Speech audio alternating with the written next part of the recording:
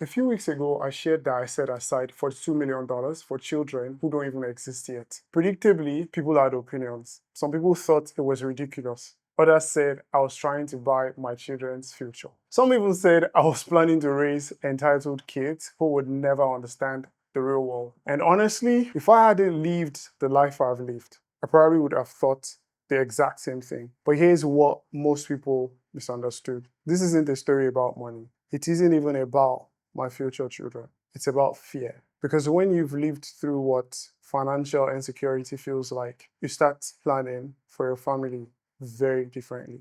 So before you judge me, let me explain why I made this decision. And when this video ends, you're free to disagree with me.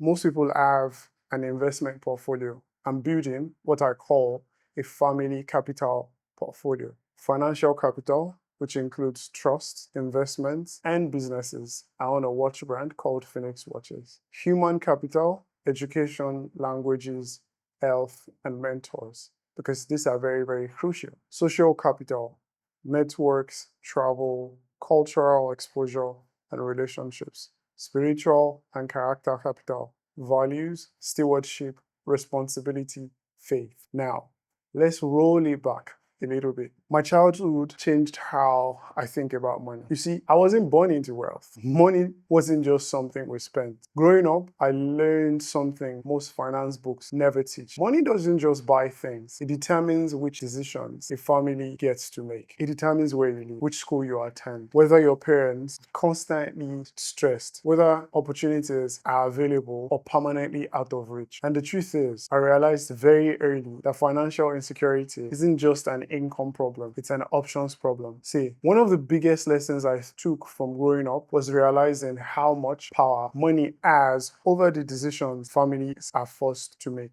And the thing is, when resources are uncertain, your choices become very, very limited. You don't always choose what you want, you choose what you can survive. That realization stayed with me. It shaped why I became an entrepreneur.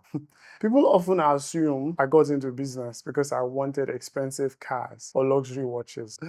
That is super far from the case. And the truth is much simpler. I wanted options. I wanted to build a life where money didn't dictate every important decision, not just for me, but for the family I hope to build someday. And you see, when I made this video, I remember when I made this video in 2023 that I was setting aside $3 million for my unborn kids, and I was going to keep investing every year. In total, since 2023, I put aside $10.4 million, which was going into different investment assets. I made that video on Instagram. The truth is, money guides a lot of decisions for us as humans, right? And knowing the kind of childhood that I went through, my parents divorced when I was 8 years old, like money was constantly a cause of concern. Even on my mom's 35th birthday, we had absolutely nothing to eat. So me creating a portfolio, my family capital portfolio for my unborn kids, is simply because I don't want them to experience the same things that I've been through, even down to access to people, wealth, largely influences the rooms you can get access to, the opportunities you can get access to, even the exposure that you get to have as a person. My first flight out of the country was when I was 20, because I was born and raised in Nigeria. And there are people, there's families who, travel for summer literally every 1 or 2 months, and that changes who you are as a person. And that is one of the things that I plan to put in place for my future kids. So one day I asked myself a question: if I become wealthy, what exactly am I trying to buy? And the truth is, it wasn't cars. I've driven all the nicest cars in the world except Pagani, Bugatti, and a Yesco. It wasn't houses. I mean, obviously, I have nice houses, right? And it wasn't designer clothes. I don't really wear flashy name brands, right? Those things are nice, but they are not why I work. The real luxury is choice. The ability to decide how I spend my time, the freedom to be present, the ability to help the people I love, and the option to say no to things that don't align with my values. And that's when I realized I wasn't building wealth, I was building freedom. And if that's true for me, why wouldn't I want the same foundation for my future family? Because a big chunk of why I started planning before they exist is every investment has an expected return, right? Businesses, stocks, real estate, all these things, they have an expected return when you're investing in them. So I started asking myself, why don't people evaluate parenthood the same way? If I'm going to dedicate decades of my life to raising children someday, shouldn't I think intentionally about the return I'm hoping to create? Here's something I genuinely believe. Children deserve preparation, not perfection, preparation. People spend years planning weddings. They spend months planning vacations. Some people spend more time researching which car to buy than thinking about how they raise their children. Yet becoming a parent is probably the biggest responsibility most of us will ever have. I'm not even married. I don't even have a fiance, right? But I don't want to bring children into the world hoping everything somehow works itself out, right? See, hope is important, but hope isn't the plan. And planning doesn't remove uncertainty. It just simply gives your family a stronger foundation when uncertainty inevitably arrives, right? So now the big question is, why $42 million?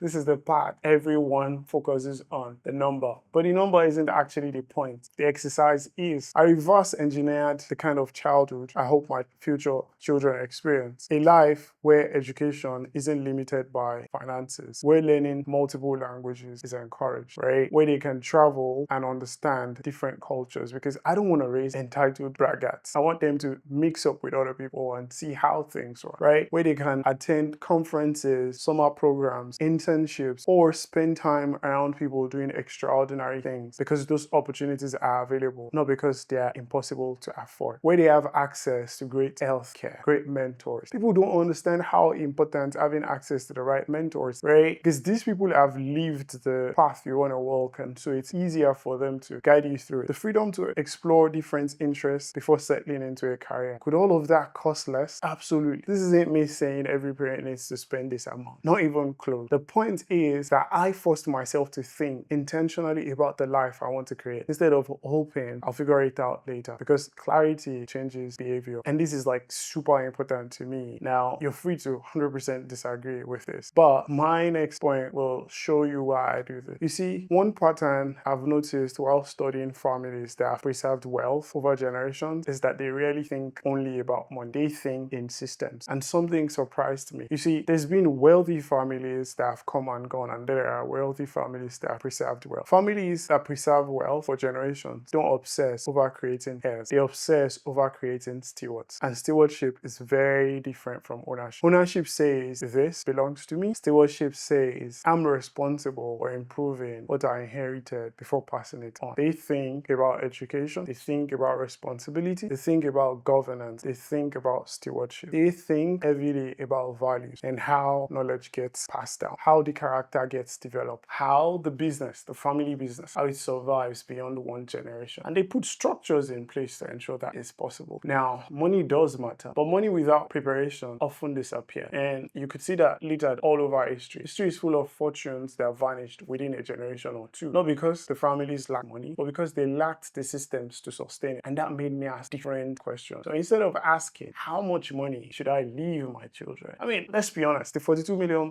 is here now. And this is going to be accessible to them by the time they are 21. So it's probably going to balloon up to over $100 million per person. I started asking myself, what kind of people do they need to become to handle whatever I leave behind? So the truth is, the real investment is in money. People often say children inherit wealth, and I don't think that's entirely true. Children inherit belief, they inherit habits, they inherit what they watch every day. If they grow up watching parents constantly stressed about money, they probably develop anxiety around money. And if they grow up believing success only comes from luck, they'll approach life differently than children who see discipline, consistency, and responsibility modeled at home, right? Because see, listen, the greatest inheritance isn't cash, it's perspective. That's the investment I'm actually trying to make. I don't believe my responsibility is making my children well. I believe it's maximizing the probability that they become extraordinary adults. Now, My biggest fear. People assume my biggest fear is that my children won't be wealthy. Now, my biggest fear is raising children who lack perspective, children who confuse comfort with achievement, children who believe privilege is something they desire instead of something they should steward, something they should manage responsibly. Now, money should expand your opportunity. It should never shrink your character. That's why I want my children exposed to different cultures and people,